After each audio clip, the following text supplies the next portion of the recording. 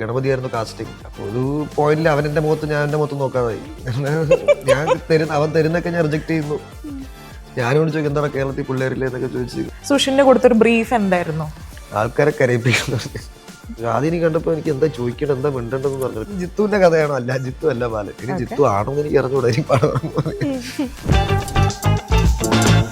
Welcome to mango talk time. Thank you. ഈ ബാലന്റെ first poster ഇറങ്ങിയ സമയത്തെ മറ്റേ പൂക്കളൊക്കെ ഉള്ള ഒരു പോസ്റ്റർ കണ്ടുകഴിഞ്ഞിട്ട് നമ്മൾ വിചാരിച്ചത് ഒരു ഫീൽ ഗുഡ് പടം, ഒരു കുട്ടികളുടെ ചിത്രം, അങ്ങനെ ഒരു മൂഡിലായിരുന്നു. പക്ഷെ ഇപ്പോ നമ്മൾ ആദ്യം അങ്ങനെ തന്നെ നമുക്ക് പടത്തിന്റെ ജോണർ നമുക്ക് പതുക്കെ റിവീൽ ചെയ്യാന്നുള്ള മഞ്ഞുമൽ ബോയ്സും അങ്ങനെ തന്നെ ആയിരുന്നു. ട്രെയിലർ വന്നപ്പോഴാണ് ആൾക്കാർക്ക് മനസ്സിലായത് ഒരു സർവൈവൽ ത്രില്ലർ. അല്ലെങ്കിൽ എല്ലാവരും എന്റെ ഫ്രണ്ട്സ് വരെ വിചാരിച്ചത് അതൊരു ട്രാവൽ ഫിലിം എന്നാണ്.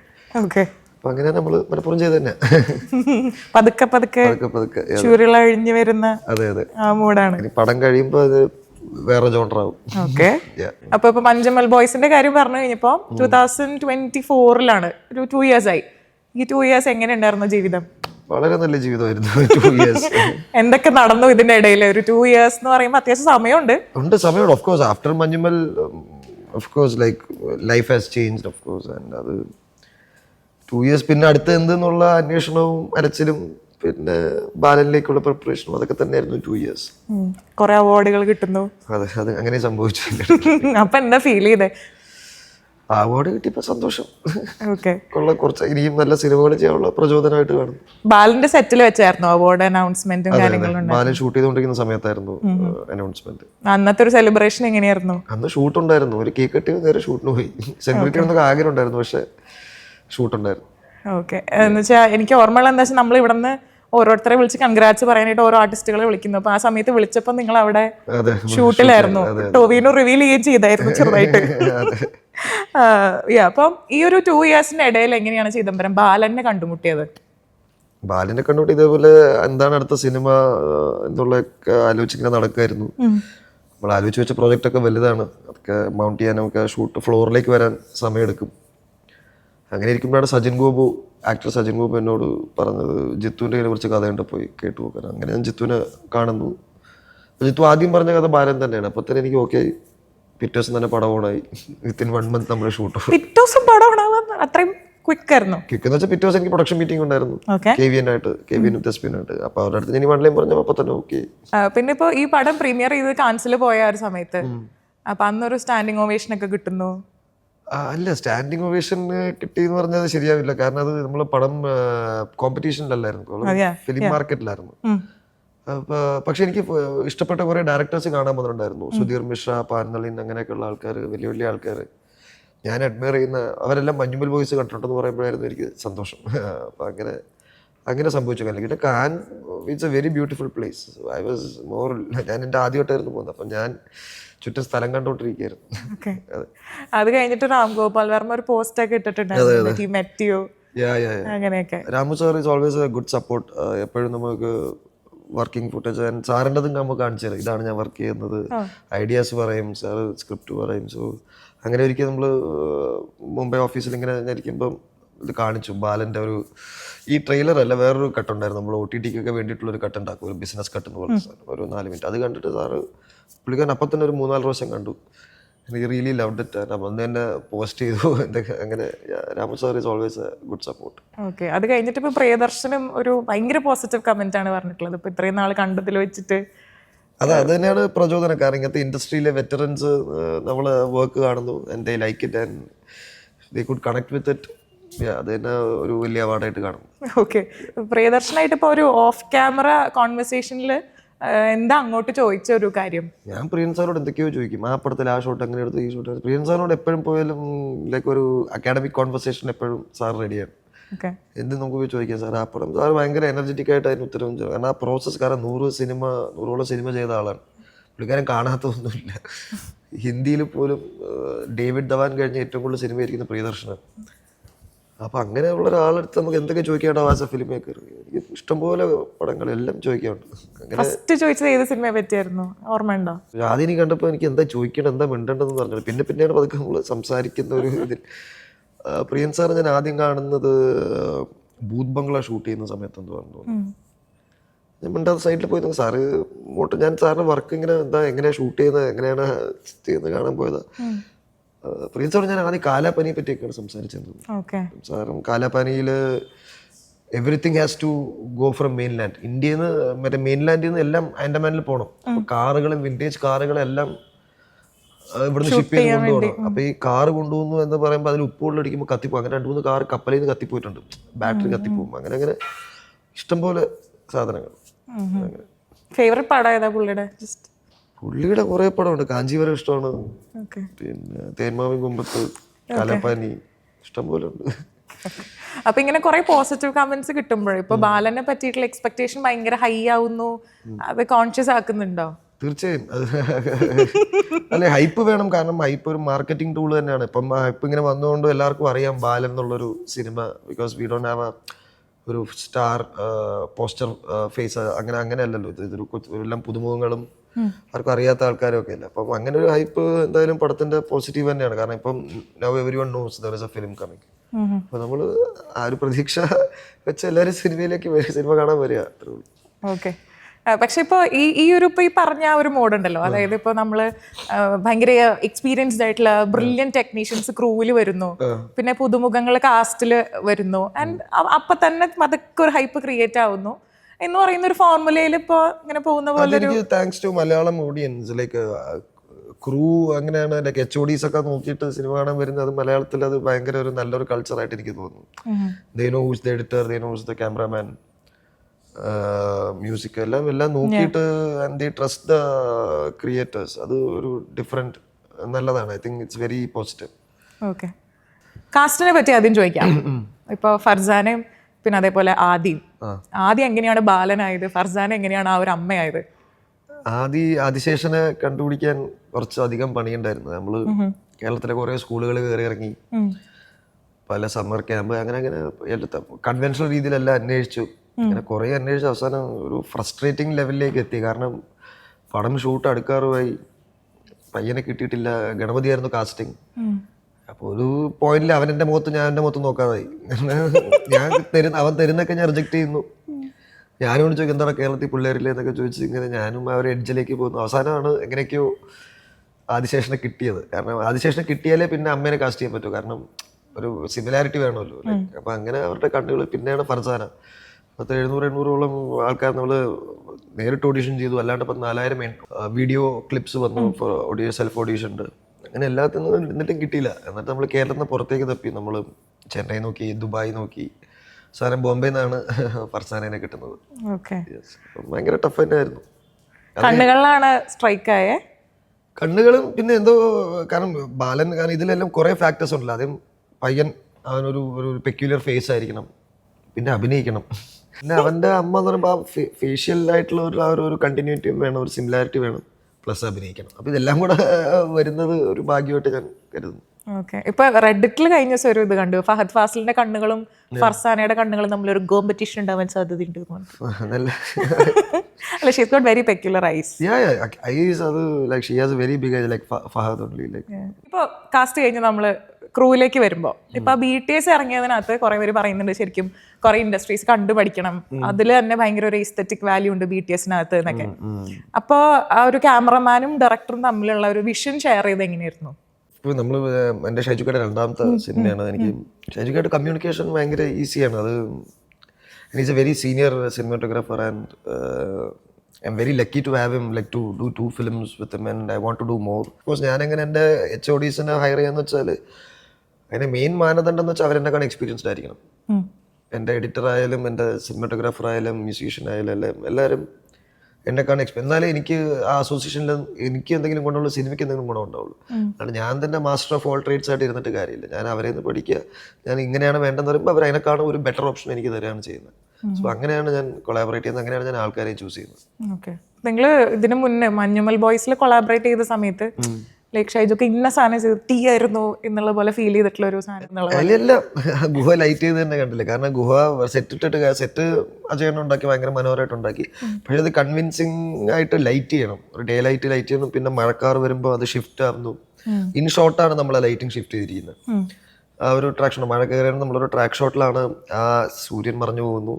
പ്ലസ് അതിന് ലൈറ്റിൻ്റെ ലെവൽസും മാറണം, ലൈറ്റിൻ്റെ ടെമ്പറേച്ചറും മാറണം. കാരണം അത് ഒരു വാം ഡേ ലൈറ്റ് എന്നതൊരു കൂൾ ഒരു, അപ്പോൾ അത് നമ്മൾ മിക്സറിൽ വെച്ചിട്ട് അത് ഇൻ ഷോട്ടിലാണ് അത് നമ്മൾ ഒരു ലൈറ്റ്, ഒരു ഹാർട്ട് ലൈറ്റ് ഉണ്ട്, അതിങ്ങനെ പതുക്കെ സൂര്യൻ മാറുന്ന പോലെ പാൻ ഔട്ട് ചെയ്യുന്നു, ബാക്കി ലൈറ്റ്സ് നമ്മൾ മിക്സറിൽ ഡിം ചെയ്യുന്നു. അപ്പോൾ അങ്ങനെ ഒരു ടെക്നിക്കൽ ഷോട്ടായിരുന്നു അത്.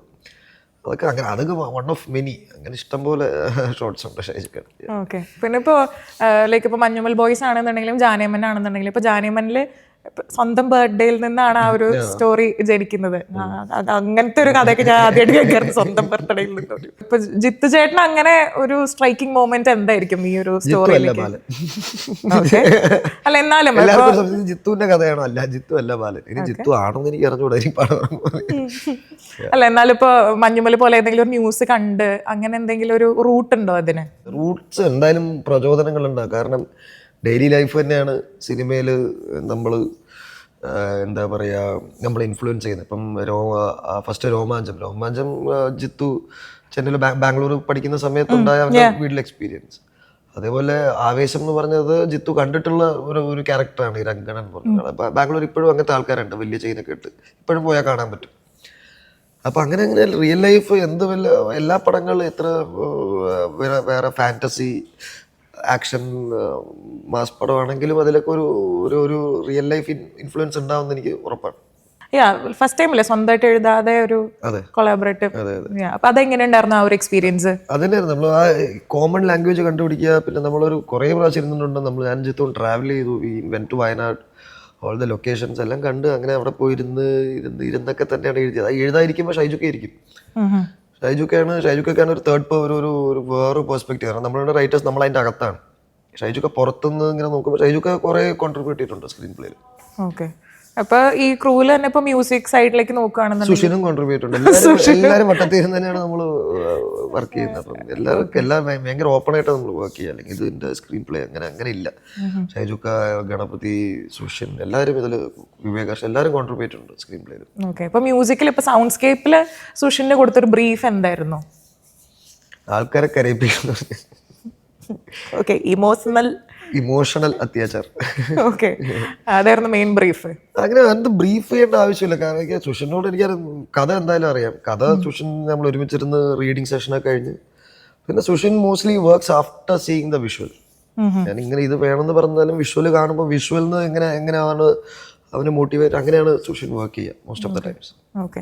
ഇപ്പൊ താക്കോലിന്റെ മറ്റേ BTS ഇറങ്ങിയ സമയത്ത് ഇപ്പൊ അൻവർ അലിയുടെ അടുത്തൊക്കെ ഭയങ്കര സ്പെസിഫിക് ആയിട്ട് ഇതൊരു സ്റ്റോറി പോലെ വേണം, ഇതിങ്ങനെ ഒരു ഫ്രണ്ട് വേണം, അപ്പൊ അത്രയും ഡീറ്റെയിൽ ആയിട്ട് പറഞ്ഞു കൊടുക്കുന്ന ഒരു രീതിയാണോ?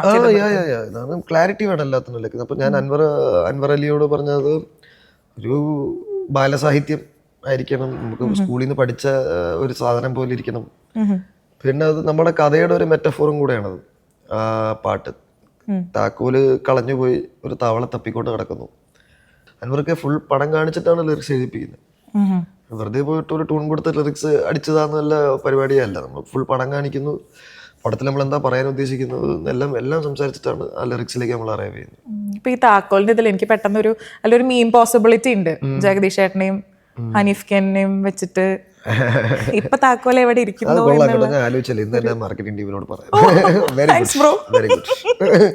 അല്ല, അത് ഇപ്പൊ AI വീഡിയോസ് ക്രിയേറ്റ് ചെയ്യുന്ന ഒരു പരിപാടി ഉണ്ടല്ലോ പെട്ടെന്ന്. അപ്പൊ ലൈക് ഫസ്റ്റ് ഷൂട്ട് ചെയ്തിട്ടാണ്, വിഷ്വൽ കണ്ടിട്ടാണ് സുഷിൻ പാട്ട് സെറ്റ് ചെയ്യാറെന്ന് പറഞ്ഞല്ലോ. അപ്പൊ നെബുലകളുടെ ഒക്കെ വിഷ്വലൈസേഷൻ, നെബുലയൊക്കെ എന്താ പറയുക, ഞാൻ സ്കോറിന്റെ കാര്യം പറഞ്ഞത്, ബാക്ക്ഗ്രൗണ്ട് സ്കോറാണ്. അത് ഇങ്ങനെ കണ്ടിട്ടാണ്. നെബുലേന്റെ ഒരു ട്യൂൺ ഉണ്ടായിരുന്നു, ചെറിയൊരു സ്ക്രാച്ച് ട്യൂൺ. അത് വെച്ചിട്ടാണ് നമ്മൾ ഷൂട്ട് ചെയ്തത്. കുതന്ത്രം നമുക്ക് എന്താ പറയുക, ഒരു ഷൂട്ടിന് ഒരു 3-4 ദിവസം മുമ്പെയാണ് കിട്ടുന്നത്. പാട്ട് കേട്ടിട്ട് അയ്യോ ഇത് ഇപ്പം നമ്മൾ ചെറിയ കല്യാണമാണെങ്കിൽ പാട്ട് വലുതുമാണെന്ന് എങ്ങനെ. പക്ഷേ അപ്പം കുതന്ത്രമൊക്കെ നമ്മൾ നേരത്തെ, അങ്ങനെ ചില സമയങ്ങളിൽ മാത്രം നമുക്ക് നേരത്തെ പാട്ട് വരും. ബാലൻ എല്ലാ പാട്ടും നമ്മൾ പടം കഴിഞ്ഞിട്ടാണ് ചെയ്തത്. ഓക്കെ. അപ്പൊ നെബുലകളുടെ വിഷ്വലൈസേഷൻ എങ്ങനെയായിരുന്നു ശരിക്കും പരിപാടി ഷൂട്ടും?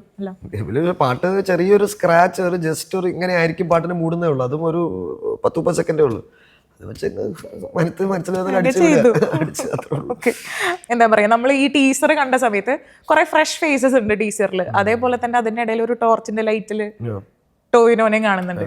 ടോവിനോയിൽ നമുക്ക് എന്ത് എക്സ്പെക്ട് ചെയ്യാല്ലേ പടത്തില്? ടോവിനോന്ന് നിങ്ങൾ ഇതുവരെ കാണാത്തത് എക്സ്പെക്ട് ചെയ്യാന്നാണ് എനിക്ക് തോന്നുന്നത്. കാരണം ടോവിയുടെ as far as I think one of the best characters ആണ്.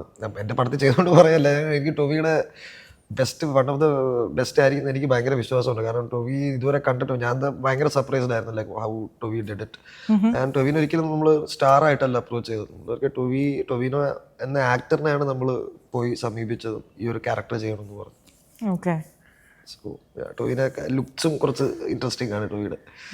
ഈ പടം ഇറങ്ങണതിന് മുന്നേ നമ്മൾ ഗസ് ചെയ്യല്ലോ, ഇത് ഇങ്ങനെയായിരിക്കും ഇത് ഇങ്ങനെയായിരിക്കും. അപ്പൊ അതിലൊരു ഗസ്സിങ് തിയറി വന്നിട്ടുള്ളത് ടൊവിനോ ആണ് വളർന്നു വലുതായിട്ടുള്ള ബാലൻ എന്നുള്ളതാണ്. ശരിയാണ്. ഓക്കെ. അപ്പൊ എന്നിട്ട് ഈ ബാലൻ എന്ത് ചെയ്യും? ബാലൻ 2-ല് ഈശ്വര. അപ്പൊ മഞ്ഞുമലിന്റെ ഷൂട്ടില് ഇപ്പൊ ഇതിന്റെ BTS പറഞ്ഞ പോലെ തന്നെ മഞ്ഞുമലിന്റെ ഷൂട്ടിന്റെ സ്റ്റോറീസ് ഇങ്ങനെ കാസ്റ്റിന്റെ ആൾക്കാർ ഇങ്ങനെ മറ്റേ ചെസ് ബോർഡിലെ ആൾക്കാർ മാറുന്ന പോലെ ഇങ്ങനെ മാറിക്കൊണ്ടിരിക്കുന്നതൊക്കെ ഒരു മൂവി ഫാനിന് ഭയങ്കര എക്സൈറ്റിംഗ് ആയിട്ടുള്ള ഒരു സ്റ്റോറിയാണ് കേൾക്കാൻ. അപ്പൊ അതേപോലെ ഇതിന്റെ ഒരു ഷൂട്ടിംഗ് എക്സ്പീരിയൻസ് എങ്ങനെ ഉണ്ടായിരുന്നു മൊത്തത്തിൽ? ഷൂട്ടിംഗ് ഭയങ്കര കാം ആൻഡ് പീസ്ഫുൾ ഷൂട്ടായിരുന്നു. വയനാട്ടിലായിരുന്നു നമ്മളുടെ മെജോറിറ്റി ഓഫ് ഷൂട്ട്. വയനാട് ഭയങ്കര ഞങ്ങൾക്ക് വയനാടിനെ പറ്റി എത്ര പറഞ്ഞാലും മതിയാവില്ല. അത് ഭയങ്കര അൺടച്ച്ഡ്, ഭയങ്കര നല്ല സ്ഥലം. നല്ല ഫുഡും നല്ല ആൾക്കാർ, സൗണ്ടേ ഇല്ല, ഓൺലി നേച്ചറിൻ്റെ സൗണ്ട്സ് മാത്രമേ ഉള്ളൂ. അപ്പം വയനാട് ഒരു 3 മാസമൊക്കെ ഷൂട്ട് ചെയ്ത് പെട്ടെന്ന് കൊച്ചി വരുമ്പോൾ നമുക്ക് ഒന്നും പറ്റില്ല, അത്രയും സൗണ്ടും ട്രാഫിക്കും അങ്ങനെ. അപ്പം അതുകൊണ്ട് ഭയങ്കര പീസ്ഫുൾ ആയിരുന്നു. പിന്നെ ഭയങ്കര ചെറിയ ക്രൂ ആയിരുന്നു, ഭയങ്കര കുറച്ച് ആൾക്കാർ, എല്ലാവർക്കും അങ്ങോട്ടും ഇങ്ങോട്ടും അറിയാം. പിന്നെ basically it's my 3rd film. അപ്പം എനിക്കും ഒരു ഇവോൾവിങ് ഉണ്ട്, ലൈക്ക് ഞാനും. അപ്പം എനിക്കും കുറച്ചും കൂടെ ദ പ്രോസസ് ഈസ് ഈസി. ഭയങ്കര സിമ്പിൾ ഷൂട്ടായിരുന്നു. അപ്പോൾ വളരെ കുറച്ച് ആക്ടേഴ്സ്, എല്ലാവരും ചെറിയ ആൾക്കാർ, ഒരു വാനിറ്റി വാൻ, ഒരു ജനറേറ്റർ, ഒരു R220, ഇതൊക്കെ തന്നെ ചെറിയ പരിപാടി. പടം ഇറങ്ങി കഴിയുമ്പോൾ നമുക്ക് അറിയാം. വളരെ ചെറിയ ഷൂട്ടായിരുന്നു. ഓക്കെ. ഇപ്പൊ ഇങ്ങനെ ഒരു ട്രാവലോഗ് പോലത്തെ ഒരു സാമ്യത ഇത് രണ്ടിലും ഫീൽ ചെയ്യുന്നുണ്ട്. അപ്പോൾ ലൈക്ക് ട്രാവൽ ചെയ്ത് സ്റ്റോറീസ് ഡെവലപ്പ് ചെയ്യുക അങ്ങനെ ഇഷ്ടമാണോ? ഇങ്ങനെ അങ്ങനെ കഴിവതും സിനിമ എവിടെ നടക്കുന്നു അവിടെ പോയിട്ടാണ് എഴുതുന്നത്. ഇപ്പം മഞ്ഞുമല നമ്മൾ കുടയിലായിരുന്നു കുറേ കാലം, കൊടൈക്കനാൽ താമസിച്ചു. ഇവിടെ ഞാൻ വയനാട് വന്ന് എഴുതി. അങ്ങനെ ആ സ്ഥലങ്ങളിൽ ഫുൾ ടൈം അവിടെ ആയിരിക്കില്ല ടു ഗെറ്റ്. കാരണം അവിടെ പോകുമ്പോഴേ നമുക്ക് കുറേ സാധനങ്ങൾ അവിടുത്തെ ഡീൽ, അങ്ങനെ കുറേ സാധനങ്ങൾ ഇൻസ്പയർ ആകും. നമ്മൾ പിന്നെ ലൊക്കേഷൻ കാണുമ്പോൾ നമുക്ക് ആ സീൻ്റെ അനാറ്റമി മാറാം, അങ്ങനെയൊക്കെ സംഭവിക്കാം. ട്രാവൽ ചെയ്യാൻ ഇഷ്ടമാണ് തീർച്ചയായും. കാൻസ് പോയ പോലെ ട്രാവൽ അങ്ങനെ കാൻസ് ആകെ 4 ദിവസം ഉണ്ടല്ലോ, അല്ലാണ്ട് തന്നെ ഞാൻ വേറെ എക്സ്റ്റെൻസീവ് ആയിട്ട് ട്രാവൽ ചെയ്യാറുണ്ട്. ഓക്കെ. ഫേവറേറ്റ് ട്രാവൽ ഡെസ്റ്റിനേഷൻസ് ഏതൊക്കെ അങ്ങനെയാണെങ്കിൽ? അയ്യോ, അങ്ങനെ വെച്ചാൽ കാണാത്ത സ്ഥലങ്ങൾ ഇഷ്ടം പോലെ ഉണ്ട്. അപ്പോൾ കണ്ട സ്ഥലങ്ങൾ ഒരു ആഫ്രിക്കയാണ് വൺ ഓഫ് ദ ബെസ്റ്റ് ഞാൻ പോയാൽ. കാരണം ഇഷ്ടം പോലെ ഉണ്ട് കാണാൻ. ആഫ്രിക്കയുടെ ഒരു 0.005% ഞാൻ കണ്ടിട്ടുള്ളൂ. അത് തന്നെ ഭയങ്കര ബ്യൂട്ടിഫുൾ ആണ്. ഐ തിങ്ക് ആഫ്രിക്ക ആണ് എല്ലാവരും കാണേണ്ട സ്ഥലം. ഓക്കെ. ഇപ്പോൾ ഒരു ചൈൽഡ് ആക്ടറിനെ അഭിനയിപ്പിക്കുമ്പോൾ എങ്ങനെയാണ് പറഞ്ഞു കൊടുക്കാറ്? ചൈൽഡ് ആക്ടറിനടുത്ത് പറഞ്ഞു കൊടുക്കാൻ ഫസ്റ്റ് ഓഫ് ഓൾ ആദിശേഷൻ ഭയങ്കര നല്ല നിരീക്ഷണപാഠവും നല്ല എന്താ പറയുക, is thinking beyond his age. ചില കോൺസെപ്റ്റ്സ് നമുക്ക് പറയാൻ പറ്റില്ല, നമുക്ക് പറഞ്ഞു കൊടുക്കാൻ പറ്റില്ല, ചിലർക്ക് അവർക്ക് മനസ്സിലാവില്ല. കാരണം ദാറ്റ് ഇസ് ദ ഡിലേമൊക്കെ it's more for the adults. And അപ്പോൾ ചിലപ്പോൾ ഞാൻ ഇങ്ങനെ കുറച്ച് കണക്കുകളൊക്കെ കൊടുക്കും. അത് ഞാൻ എവിടെയോ ഒരു ഫിലിം മേക്കർ ടെക്നിക്ക് ഞാൻ കേട്ടതാണ്, ഞാൻ കണ്ടുപിടിച്ചൊന്നുമല്ല അത്. സോ ചൈൽഡ് ആക്ടേഴ്സിന് നമുക്ക് കണക്ക് കൊടുക്കാം, അല്ലെങ്കിൽ എന്തെങ്കിലും ഒരു പസിൽ കൊടുക്കാം, and ask them to think about it and walk and stuff. അപ്പോൾ നമ്മൾ വെക്കുമ്പോൾ അവരെന്തോ ഗാഢമായ ചിന്തയിലോ എന്തോ ഒരു സങ്കടത്തിലാണെന്നൊക്കെ തോന്നും. ഓക്കെ. അല്ല, ഒരു ചൈൽഡ് ആക്ടറായിട്ട് അഭിനയിച്ചിട്ടുണ്ടല്ലോ. അതെ. എങ്ങനെയുണ്ടായിരുന്നു അന്നത്തെ ഒന്നും എനിക്ക് ഓർമ്മയില്ല, അതൊക്കെ കുഴപ്പമില്ല. ഓക്കെ. അത് കഴിഞ്ഞിട്ട് ഇപ്പോൾ ദുരൂഹ സാഹചര്യത്തിൽ അഭിനയിച്ചു കഴിഞ്ഞപ്പോൾ ഹൗ വാസ് ഇറ്റ്? അയ്യോ, അത് കുറച്ച് ടഫായിരുന്നു. ഓക്കെ. ടഫ് റോളും ആയിരുന്നു. എനിക്ക് അത്രയും ടഫ് റോളാണെന്ന് എനിക്ക് അറിഞ്ഞും ചെയ്തുള്ളായിരുന്നു. പോലീസുകാരെന്നൊക്കെ പറഞ്ഞപ്പോൾ തന്നെ എൻ്റെ പകുതി ജീവൻ പോയി. പിന്നെ ഇങ്ങനെയൊക്കെ അത് ചാക്കോച്ചനും രതീഷനൊക്കെ ഉള്ളതുകൊണ്ട് അതങ്ങ് പുൾ ഓഫ് ചെയ്തു. സജിനും അവരൊക്കെ നല്ല സപ്പോർട്ടായിരുന്നു. പിന്നെ ജാഫറൊക്കെയുടെ കൂടെയൊക്കെയാണ് അഭിനയിക്കേണ്ടത്. ആദ്യം ചിരി പിടിച്ചു നിർത്താൻ പഠിക്കണം, എന്നിട്ട് വേണം അഭിനയിക്കാൻ. ഇപ്പോൾ രതീഷ് പൊതുവാളിന്റെ ഒരു പടത്തിൽ ഒരു ഡയറക്ടർ അഭിനയിക്കുന്നു. ഇപ്പൊ ബാറ്റൺ കൈമാറിയിട്ട് ഇപ്പൊ ഗിരീഷ് ഷേഡിയിൽ എത്തി നിൽപ്പുണ്ട്. ഗിരീഷ് ഷേഡി ഉണ്ട്, ജീനുണ്ട്, പിന്നെ ആനന്ദേകർഷി ഉണ്ട് പടത്തിൽ. ഓ അതെയോ? ഓക്കെ. ടീച്ചറിലില്ലാന്ന് തോന്നുന്നുണ്ടല്ലേ? ടീച്ചറിലില്ല. എങ്ങനെയായിരുന്നു ഈ ഡയറക്ടേഴ്സിനൊക്കെ ചൂസ് ചെയ്യാനുള്ള കാരണം? ഞാൻ അവരുടെ കാരണം അവരൊക്കെ നേരിട്ട് അറിയുന്നത്. ഗിരീഷിനെ എനിക്ക് നേരിട്ട് അറിയില്ലായിരുന്നു, ഗണപതിയാണ് സജസ്റ്റ് ചെയ്തത്. ജീനെ മഞ്ഞുമല്ലിൽ വർക്ക് ചെയ്തിട്ടുണ്ട്. ബേസിക്കലി ഞാൻ അവരുടെ എന്താ പറയുക, the way they talk and അവരുടെ ഫേസ് ഫീച്ചേഴ്സ് അങ്ങനെയൊക്കെ വെച്ചിട്ടാണ് കാസ്റ്റ് ചെയ്യുന്നത്. പിന്നെ ഡേറ്റ് ഇഷ്യൂ ഉണ്ടാവില്ലല്ലോ directors. What is that one advantage ഇപ്പോൾ ഒരു ഡയറക്ടറിനെ കൊണ്ട് അഭിനയിപ്പിക്കുമ്പോൾ? അല്ല, കമ്മ്യൂണിക്കേഷൻ ഭയങ്കര എളുപ്പമാണ്. Like they know exactly what we are doing. Like അപ്പം അടുത്തത് അവർക്ക് ഇമീഡിയറ്റ്ലി അറിയാം, അടുത്തൊരു ക്ലോസ് പോകും, അങ്ങനെ എല്ലാവർക്കും അറിയാം, എന്താ പ്രോസസ്സ് അറിയാമല്ലോ. പിന്നെ കമ്മ്യൂണിക്കേഷനൊക്കെ ഭയങ്കര എളുപ്പമാണ്. അഭിനയിച്ച ശേഷം ഇവരെ ഡയറക്റ്റ് ചെയ്യിപ്പിക്കുമ്പോൾ കുറച്ചും കൂടെ ഒരു പാവം തോന്നിയോ അങ്ങനെ എന്തെങ്കിലും? ഇങ്ങനെ ഒന്നും എനിക്ക് അഭിനയിക്കുമ്പോൾ തോന്നുന്നു അയ്യോ ഞാൻ ഇങ്ങനെയൊന്നും ആക്ടേഴ്സിനോട് ഇങ്ങനെ ഇത്രയും കഷ്ടപ്പെടുത്തരുത്. പക്ഷെ ഡയറക്ടറിന്റെ അങ്ങോട്ട് വരുമ്പോൾ വീണ്ടും അതൊക്കെ മറന്ന് വീണ്ടും ഡയറക്റ്റ്, കാരണം we have to do our job. Okay. അപ്പൊ ബാലന്റെ സെറ്റിൽ സലീം കുമാർ വന്നപ്പോൾ like how was it, what did he say? Salim നമ്മൾക്ക് എന്താ പറയുക, ഒരു ഫാമിലി. അപ്പം സലീമേട്ടൻ മഞ്ഞുമല്ലും വന്നിട്ട് ഞാൻ സലീമേട്ടൻ ലൊക്കേഷനിൽ വിളിക്കുമായിരുന്നു. ഞാൻ വീട്ടിൽ പോയിട്ട് സലീമേട്ടൻ ഫ്രീ ആകുമ്പം ലൊക്കേഷനിലേക്ക്, പിന്നെ പൈസ കൊടുത്ത ആൾക്കാരെ വിളിച്ചിട്ട് ഞാൻ പോയിട്ടില്ല, പിന്നെയാണ് നിന്റെ ലൊക്കേഷൻ. പൈസ കൊടുത്ത ആൾക്കാർ വിളിച്ചാൽ പുള്ളിക്കാരൻ പിന്നെ എന്തായാലും വരും. അത് പിന്നെ ചന്തു അഭിനയിക്കുന്നുണ്ടെന്നല്ല അങ്ങനെ. പക്ഷെ സലീമേട്ടൻ വരും, is like a family and he'll be dearly missed. അങ്ങനെ ബാലൻ ലൊക്കേഷൻ വന്നു, ലഞ്ച് കഴിച്ച് ഒരുമിച്ച് കുറേ സമയം സംസാരിച്ചു. ലഞ്ച് ബ്രേക്ക് കഴിഞ്ഞ് ഷൂട്ട് തുടങ്ങുമ്പോൾ സാർ എൻ്റെ അടുത്ത് വന്ന് റെഡി എന്ന് പറയുമ്പോൾ സലീം പറഞ്ഞു അതൊക്കെ അവിടെ നിൽക്കാൻ പറഞ്ഞു, നമുക്ക് കുറച്ച് സംസാരിക്കാം. അപ്പോൾ അവർ വീട്ടിൽ ഞാനും സലീമേട്ടൻ കുറച്ച് സംസാരിച്ചു എന്നിട്ടാണ് പോയത്. ഇപ്പൊ സലീമേട്ടൻ ചന്തു എന്നുള്ള പോലെ അച്ഛൻ മകൻ കോമ്പിനേഷൻസ് കുറെ മലയാളം ഇൻഡസ്ട്രിയിലുണ്ട്. പക്ഷെ ഈ ബ്രദേഴ്സ് കണ്ടംപററി ആയിട്ട് വരുന്നത് ഇച്ചിരി കുറവാണ്. അപ്പൊ ചിദംബരം ആൻഡ് ഗണപതി നിങ്ങൾ രണ്ടുപേരും ഇപ്പൊ വർക്കിലേക്ക് വരുമ്പോ എങ്ങനെയാ നിങ്ങൾ തമ്മിൽ ഉള്ള ഒരു bond? Work like as coworkers only ഇല്ല അങ്ങനെ. അപ്പം എന്താ എല്ലാത്തിൻ്റെയും പടത്തിൻ്റെ ആ ത്രെഡ് തൊട്ട് അതിൻ്റെ ഡെവലപ്മെൻറ്റ് എല്ലാത്തിനും ഗണപതി ഉണ്ട്. അപ്പം എല്ലാം ഇറ്റ്സ് വെരി കമ്മ്യൂണിക്കേഷനൊക്കെ ഭയങ്കര എളുപ്പമാണ്. ആൻഡ് കാസ്റ്റിംഗ് ചെയ്യുമ്പോഴും he knows what I want. അപ്പം അതുകൊണ്ട് ഭയങ്കര സ്മൂത്തായിട്ട് കാര്യങ്ങൾ. നമ്മൾ ഫുൾ ടൈം ഇരുന്ന് സിനിമ ഡിസ്കസ് ചെയ്യുന്ന ആൾക്കാരൊന്നുമില്ല. ഡീൽ ചെയ്യാൻ എളുപ്പമാണെന്നാണോ? ഇല്ല, ആൾക്കാരെ ഡീൽ ചെയ്യാനല്ലേ അവന് EP ആക്കിയിരിക്കുന്നു. ഞാൻ ഡീൽ ചെയ്യേണ്ട ആവശ്യമില്ല. ചിദംബരത്തിന്റെ ഒരു അടുത്ത പ്രോജക്റ്റ് ഒരു മാസീവായിട്ട് എന്തോ ആലോചിച്ച് വെച്ചിട്ടുണ്ട് എന്ന് പറഞ്ഞത് കുറെ ആലോചന ഒരു കുറവുമില്ല. ബോളിവുഡ് സാധനം വരാനുണ്ട്. അത് എന്റെ എന്താ പറയാ ഡെവലപ്മെന്റ് സ്റ്റേജിലാണ് നടന്നുകൊണ്ടിരിക്കുന്നത്. ഓക്കെ. അപ്പൊ എന്തായാലും ബാലൻ ഉഷാറാവട്ടെ. Thank you. All the very best. Thank you. Thank you for joining.